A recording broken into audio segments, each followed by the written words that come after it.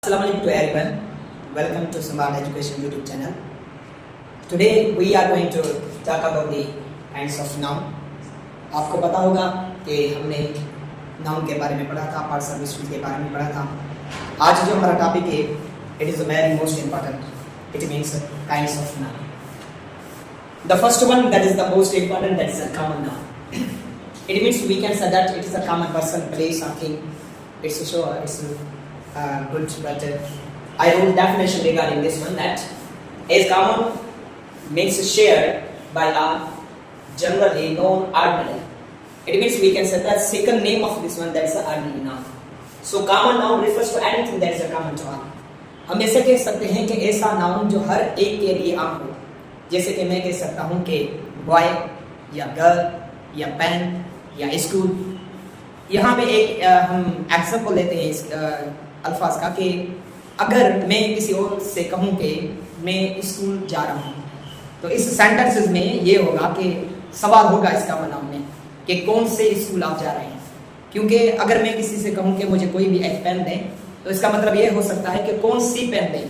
अगर मैं कहूँ कि कम हियर बॉय, इसका यही मिसाल होगा, इसका यही सवाल होगा कौन सा. अब इसका मतलब ये है कि कॉमन नाउन में हर एक चीज कॉमन हो सकती है. वो कैसे? हमें ऐसा पता है कि अगर मैं कहूँ कि ये हमारा अल्फाज है, दिस इज बॉय, हम अल्फाजों से पहचान सकते हैं कि ये कॉमन नाउन हो सकता है.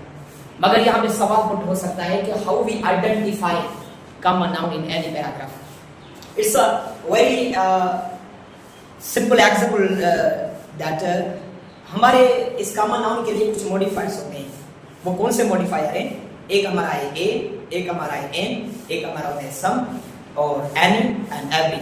These five are the modifiers of a common noun. It means if there is any paragraph that will give to you that you identify the common noun from this paragraph, you will these five words should be remembered in your mind that this is the any, this is the sum, this is the a, n and by. ये हमारे ऐसे अल्फाज हैं जहाँ पे हम किसी भी पैराग्राफ में कॉमन नाउन को आइडेंटिफाई कर सकते हैं. जैसे कि मैंने एक एग्जांपल लिखा है यहाँ पे, often it does seem a pity that Noah and his party didn't miss the boat.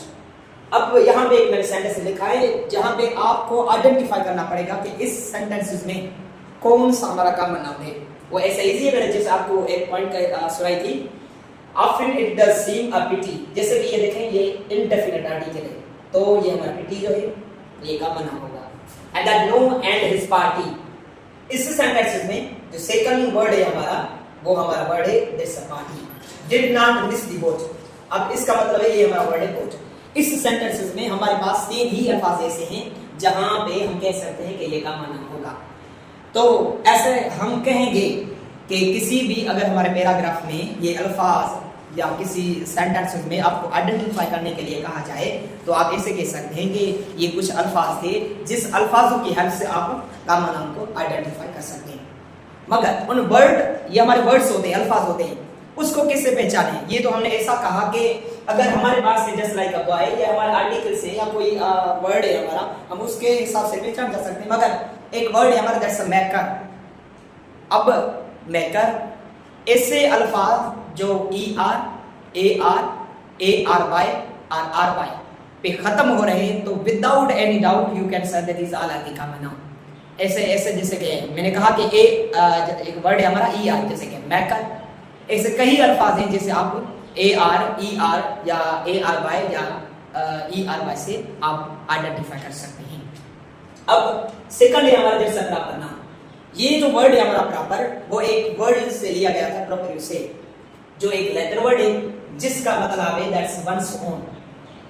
अब हमें ये पता चल जाएगा किसी भी पैराग्राफ में या किसी भी सेंटेंसेस में कि proper noun is a word that is specific for person, place और थिंग और एनीथिंग. हम ऐसे कह सकते हैं कि अगर कोई भी प्रॉपर, चाहे प्लेस हो, स्पेसिफिक पर्सन हो या थिंग हो, तो हम आइडेंटिफाई कर सकते हैं.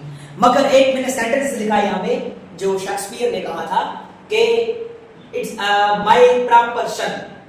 अब इस सेंटेंसेस में हम कैसे आइडेंटिफाई करें कि इस सेंटेंसेस में कौन सा हमारा प्रॉपर नाउन होगा?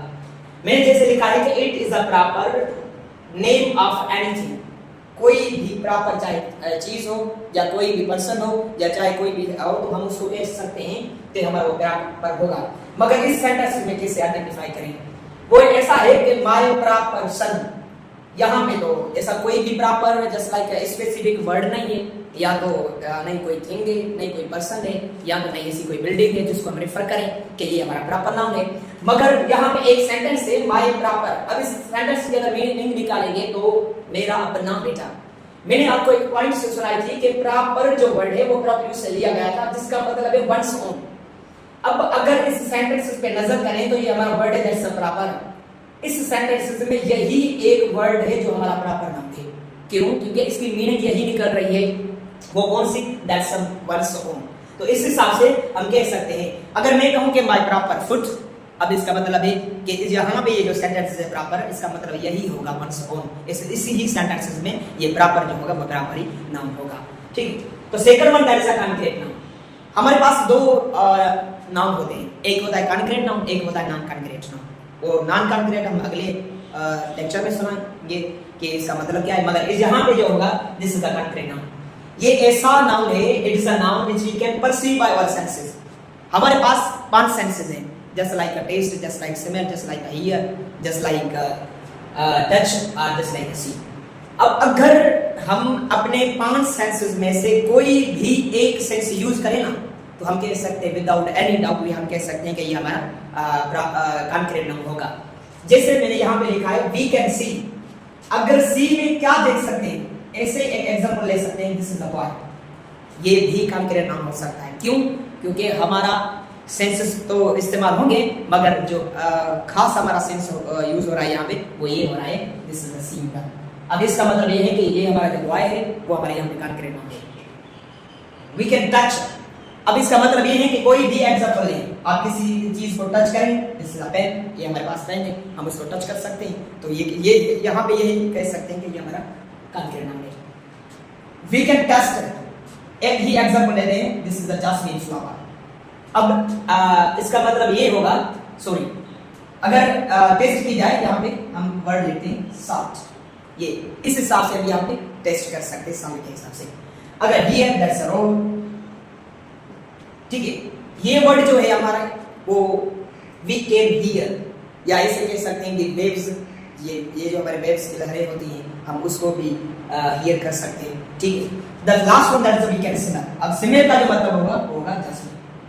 ये फ्लावर है, इसका मतलब ये होगा कि जिस वर्ड के लिए, किसी भी अल्फाज के लिए, किसी भी नाउन के लिए अगर आपके 5 सेंसेस में से कोई भी एक सेंस यूज हो रहा है, तो हम कह सकते हैं कि वो वही हमारा कॉन्क्रीट नाउन होगा। तो इस हिसाब से हम कह सकते हैं कि ये कॉमन नाउन है, ये प्रॉपर नाउन है, और the last one that is a concrete noun है। तो इसी वजह से हम कह सकते हैं कि ये हमारा कॉमन होगा, ये प्रॉपर होगा और ये कॉन्क्रीट नाउन। जो अगला हमारा लेक्चर होगा उसमें हम पढ़ेंगे non concrete noun. Non concrete noun को हम एब्स्ट्रैक्ट नाउन भी कह सकते हैं, और हमारा कंपाउंड नाउन होगा, और हमारा मटीरियल नाउन होगा, और ऐसे कई नाउन्स होंगे, और डायमिनेटिव नाउन होगा, उसको हम अगले ही क्लास में पढ़ेंगे।